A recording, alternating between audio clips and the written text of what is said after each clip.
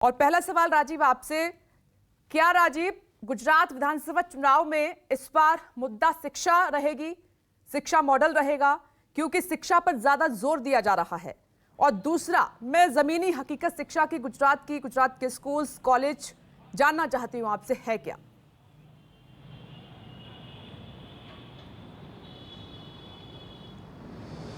देखिए विपनेश, 2002 के विधानसभा चुनाव में तो मैं नहीं आया था, लेकिन 2007, 2012, 2017 और 2022 ये चौथा विधानसभा चुनाव गुजरात का हो रहा है, जो कि मैं कवर करने के लिए गुजरात के अलग अलग हिस्सों में आ रहा हूँ। और मेरे देखने में, और मैं बिल्कुल साफ सुथरे शब्दों में कहूँ तो मेरे देखने में पहली बार शिक्षा गुजरात के चुनाव में एक मुद्दा बनता जा रहा है।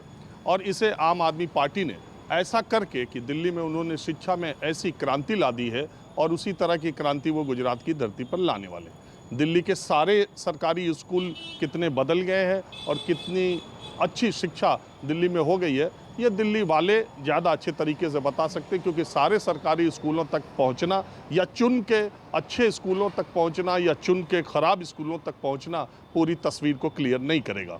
दूसरी बात यह है कि मैंने कहा कि शिक्षा इस बार जितनी चर्चा उसकी हो रही है, प्रधानमंत्री के आप इस दौरे में, जो अभी दौरा चल रहा है, इस दौरे में आपने देखा भी वो स्कूल तक गए या स्कूल्स एक्सीलेंस की बात कर रही, जो योजना उन्होंने शुरू की, जो बात कही अभी आपने सुनाई, तो ये बातें शिक्षा की पहली बार गुजरात के चुनाव में ये हो रही है।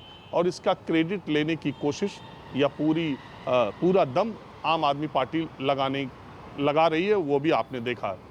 दरअसल शिक्षा और स्वास्थ्य को लेकर के इतना जोरदार हमला या आक्रामक तरीके से प्रचार आम आदमी पार्टी कर रही है कि उसका जवाब देना भी भारतीय जनता पार्टी के लिए ज़रूरी है। क्यों ज़रूरी है? कि वो 27 साल से सरकार में है और उन्होंने गुजरात की शिक्षा के लिए दरअसल क्या किया। ऐसा नहीं है, मैं बहुत सारे स्कूलों में गया हूँ और मैं आपको ये बताता हूँ कि मेरी ये आदत नहीं है कि ये पता करके कि 20 किलोमीटर में सबसे ख़राब सरकारी स्कूल कौन सा है मैं वहाँ जाऊँ और उसको दिखाऊँ।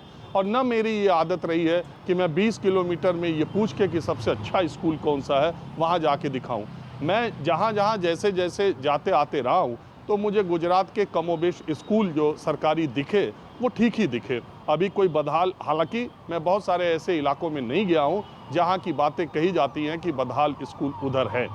अब बात यह है कि सरकारी स्कूलों में पढ़ता कौन है और पढ़ा कौन रहा है। आप कह रहे थे, मैं जानती हूँ कि आप कभी पूछ के कहीं आगे नहीं बढ़ते, रास्ते में जैसा देखते हैं वैसा ही आप वहां पर चले जाते हैं और दिखाते हैं, बोलते हैं।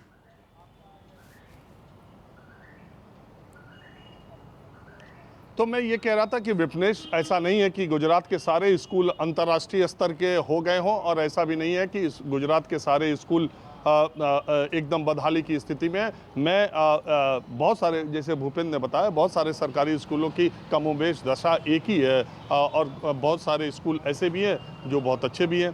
तो सवाल ये है, सबसे बड़ी बात जो मैंने आपको पहले कही कि 4 विधानसभा चुनाव में शिक्षा केंद्र नहीं था, मुद्दा नहीं था। इस बार केंद्र अब में है और मुद्दा है, उसकी चर्चा हो रही है, चाहे विपक्षी दल की तरफ से हो चाहे सरकार की तरफ से, और ये समाज के लिए अच्छा है। दरअसल सियासत के, सरकार के मुद्दे ही शिक्षा, स्वास्थ्य, सड़क, बिजली, पानी, बेरोजगारी, महंगाई, यही वो मुद्दे हैं जो हमारी ज़िंदगी को सबसे ज़्यादा प्रभावित करते हैं, और यही सियासत के केंद्र में होने चाहिए। तो ये एक बात हो रही है, इसकी क्रेडिट अगर आम आदमी पार्टी लेती है तो ये अलग बात है, वो ले सकती है। लेकिन ये मैं कह रहा हूँ कि पिछले 4 चुनाव में शिक्षा पर बात हुई है और प्रधानमंत्री ने जवाब दिया है। और चूंकि 27 साल से उनकी सरकार है, तो सवाल उन्हीं से पूछे जाएंगे, जवाब उन्हीं में तलाशे जाएंगे। लेकिन मैं विपनेश ये कहता हूँ कि आप तथ्यों पर और जो सच्चाई है उससे आंख नहीं मोड़ सकते। सच्चाई ये है देश की कि सारे सरकारी स्कूलों में, खासकर ग्रामीण इलाकों में, जो बच्चे पढ़ने के लिए जाते हैं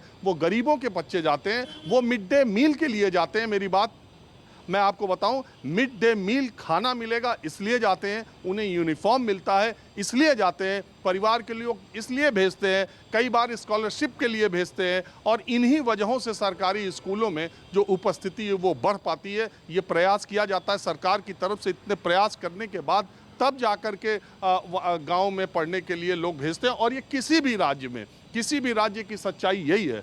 मैं सिर्फ एक तथ्य और रखना चाहता हूँ। आज ये तर्क दिया जाता है कि एक मिड डे मील दोपहर का खाना उसकी गुणवत्ता ठीक होती है, क्योंकि अब सारे राज्यों में बहुत उस पर निगाह रखी जाती है। ये मिड डे मील योजना सरकारी स्कूलों में बच्चों के पढ़ने का बहुत बड़ा कारण बना है। लेकिन देश में कितने लोगों को ये बात पता है कि आज़ादी के बाद तमिलनाडु के कांग्रेस सरकार के मुख्यमंत्री के कामराज ने 60 के दशक में यह योजना शुरू की और तब उसका बहुत विरोध हुआ था, लेकिन वो अपने फैसले पर अडिग रहे थे और इससे बहुत ही अच्छा टर्नआउट स्कूलों में हुआ था और बाद में उसको राष्ट्रीय स्तर पर लागू किया गया और उसके बाद अब सारे राज्यों में उसको कंपलसरी लेवल पे लागू किया गया। कहाँ से योजना चलती है और कहाँ तक आती है। दूसरी बात यह है कि जब तक असक्षम लोगों के लोग सरकारी स्कूलों में पढ़ते रहेंगे तो सरकारी स्कूलों का वो लेवल कभी नहीं हो पाएगा जिस लेवल की चर्चा हम आप करते हैं।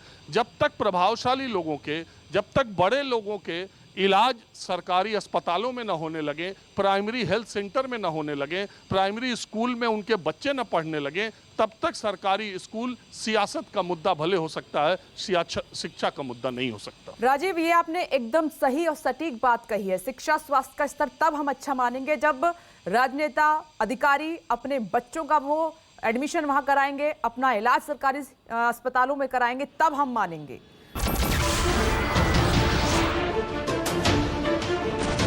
नमस्कार, मैं हूं संदीप चौधरी।